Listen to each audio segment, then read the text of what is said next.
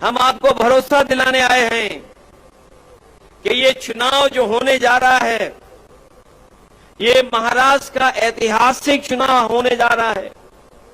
हमारे बहुत सारे लोग जो यहां मौजूद होंगे, उन्होंने देखा होंगे, न जाने कितने चुनाव देखे होंगे, लेकिन इतने दलों के साथ, इतने बड़े गठबंधनों के साथ कभी चुनाव नहीं देखा होगा।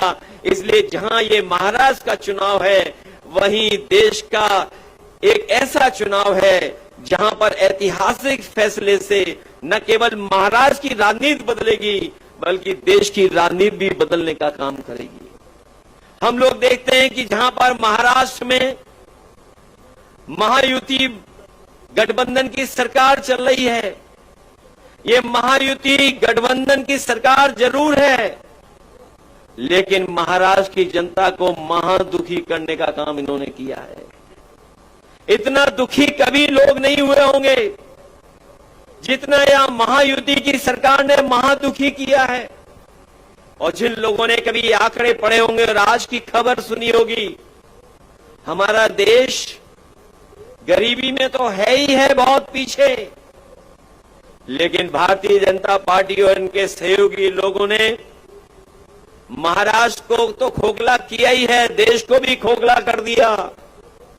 और देश को इतना खोखला कर दिया है कि जब दुनिया में हमारे देश की गिनती होती है, तो सोचिए हम लोग भुखमरी में दुनिया में अपना 5वां नंबर जो देशों का होता है, उसमें सबसे आगे पाए जाते हैं। एनडीए में समाजवादी पार्टी ने 12 सीटें मांगी हैं, 2 विधायक हमारे हैं, और हम वो लोग हैं जो कभी कभी कम सीटों पे भी संतुष्ट हो जाते हैं। कम से कम सम्मान की तरह जिस तरीके से समाजवादी लोग यहाँ तैयारी कर रहे हैं, इरशाद हैं। कल हम लोग मालेगांव थे, क्या ऐतिहासिक कार्यक्रम था, बारिश के बाद भी लोग हटे नहीं, गए नहीं। तो ऐसे तमाम सीटें हैं जिनकी जानकारी हमने दे दी, जहां पार्टी मजबूत है उनकी सीटें भी हमने घोषित कर दी। और एक बात मैं बताना चाहता हूं, मुझे तो ये बताया जाता था कि सबसे अच्छी सड़क महाराष्ट्र की है। कल मैं मालेगांव से लेकर के धुलिया आपके शहर तक आया हूं, मैं गड्ढे नहीं गिन पाया। ये टोल इसीलिए लेते हैं, लगता है गड्ढा भरने के लिए, लेकिन इस टोल से गड्ढा नहीं भरा जाता।